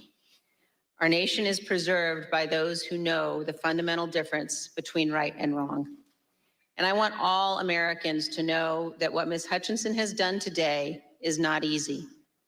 The easy course is to hide from the spotlight, to refuse to come forward, to attempt to downplay or deny what happened. That brings me to a different topic. While our committee has seen many witnesses, including many Republicans, testify fully and forthrightly, this has not been true of every witness. And we have received evidence of one particular practice that raises significant concern. Our committee commonly asks witnesses connected to Mr. Trump's administration or campaign whether they've been contacted by any of their former colleagues or anyone else who attempted to influence or impact their testimony. Without identifying any of the individuals involved, let me show you a couple of samples of answers we received to this question. First, here's how one witness described phone calls from people interested in that witness's testimony. Quote, "What they said to me is as long as I continue to be a team player, they know I'm on the right team. I'm doing the right thing. I'm protecting who I need to protect. You know I'll continue to stay in good graces in Trump world. And they have reminded me a couple of times that Trump does read transcripts, and just keep that in mind as I proceed through my interviews with the committee." Here's another sample in a different context. This is a call received by one of our witnesses. Quote, "A person let me know you have your deposition tomorrow. He wants me to let you know he's thinking about you. He knows you're loyal and you're going to do the right thing when you go in for your deposition." I think most Americans know that attempting to influence witnesses to testify untruthfully presents very serious concerns. We will be discussing these issues as a committee, carefully considering our next steps. Mr. Chairman, thank you. I yield back. Gentlewoman yields back. Ms. Hutchinson, thank you. Thank you for doing your patriotic duty and helping the American people get a complete understanding of January 6th and its causes. Thank you for your courage in testifying here today. You have the gratitude of this committee and your country. I know it wasn't easy to sit here today and answer these questions, but after hearing your testimony in all its candor and detail, I want to speak directly to the handful of witnesses who have been outliers in our investigation, the small number who have defied us outright, those whose memories have failed them again and again on the most important details, and to those who fear Donald Trump and his enablers. Because of this courageous woman and others like her, your attempt to hide the truth from the American people will fail. And to that group of witnesses, if you've heard this testimony today and suddenly you remember things you couldn't previously recall, or there are some details you'd like to clarify, or you discovered some courage you had hidden away somewhere, our doors remain open. The Select Committee will reconvene in the weeks ahead as we continue to lay out our findings to the American people. The chair requests those in the hearing room to remain seated until the Capitol Police have escorted the witness and members from the room. Without objection, the committee stands adjourned. Well, what we have witnessed today in front of the American people is something we have not seen before. We have said this a number of times after these hearings, but this is quite different. You're looking at a young woman named Cassidy Hutchinson who worked directly for former Chief of Staff Mark Meadows in the Trump White House. She was a very loyal member of the Trump administration. She testified that it was her job to remind the American people of the policies, the victories within the Trump White House. She talked in the second part of the hearing about how hurtful it was when the former president tweeted about Mike Pence, that he did not have the courage to do what needed to be done in that moment. She said she took it personally, and we heard testimony that several other members of the Trump White House felt the same way in that moment. Those were the minutes, the hours, in fact, when they were urging the former president to do something about the mob over at the Capitol. She talked about walking down to the Oval Office to find her boss, Mark Meadows, who was in the dining room, the personal dining room right off of the Oval Office. We've talked about that room before, where the former president would often watch television. And Mark Meadows had gone to talk with the former president. She came to the doorway because I believe she said at the time Jim Jordan, member of Congress, was on the phone, wanted to talk to Mark Meadows. And she said when she passed the phone to her boss, Mark Meadows, she could then hear the other part of the conversation playing out in that personal dining room, the news of the chants that were taking place over at the Capitol, the Hang Mike Pence chants. She then testified before the American people about her disbelief and her sadness that the president did not defend his former vice president in that moment, did not act immediately to protect the vice president when it was clear the former president knew and was fully aware of the chance to hang Mike Pence. We'll get into what she said in the second half here in just a moment, but just the broader picture, the reaction coming in from members of the Republican Party and from members of Trump's inner circle. We got reaction from Mark Meadows' predecessor. Now, her boss was Mark Meadows, the former chief of staff, and the chief of staff before Meadows was Mick Mulvaney, and he tweeted out during testimony this afternoon, my guess is that before this is over, we will be hearing testimony from Ornato, Engel, Meadows. Of course, Ornato, the deputy chief of staff, Meadows, Mark Meadows, Engel, the Secret Service agent tasked with protecting the president. He was the one she testified that the president essentially reached for in the Beast, which is that the main car for the president, obviously, in the motorcade. Mulvaney goes on to say in that tweet you see there, he tweets, "This is explosive stuff. If Cassidy is making this up, they will need to say that. If she isn't, they will have to corroborate." And he goes on to write, and this is the key line of the tweet that will make news beyond us right here. He wrote, "I know her. I don't think she's lying." I want to bring in our chief Washington correspondent, Jonathan Karl. Hey guys, John, the weight of lying. this testimony today.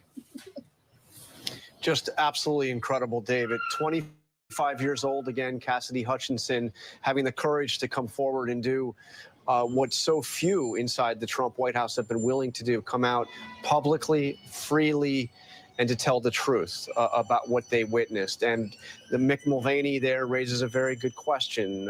Pat Cipollone is another name I would mention. We heard his name invoked quite a few times. He's the White House counsel. As White House counsel, you have a very good claim on executive privilege. But these are extraordinary circumstances.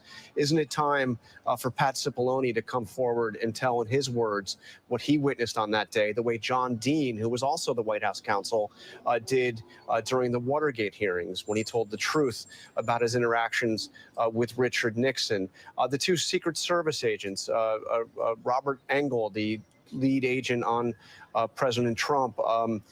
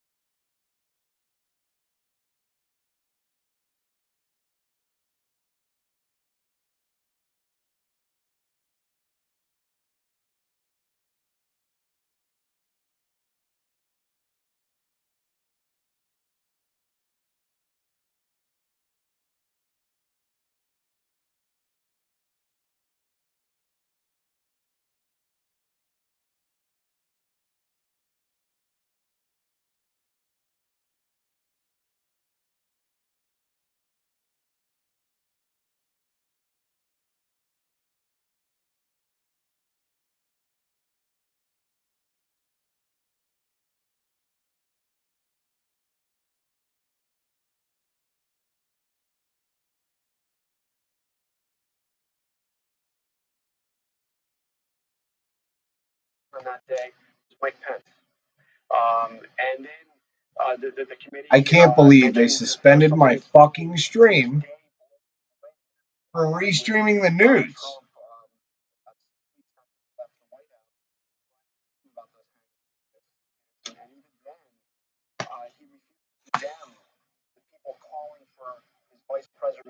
I need to go back and read the guidelines. Did they change something? All right, I'm shutting this down. Everybody can catch up on the news on ABC or NBC. Have fun. Hope you enjoyed the show.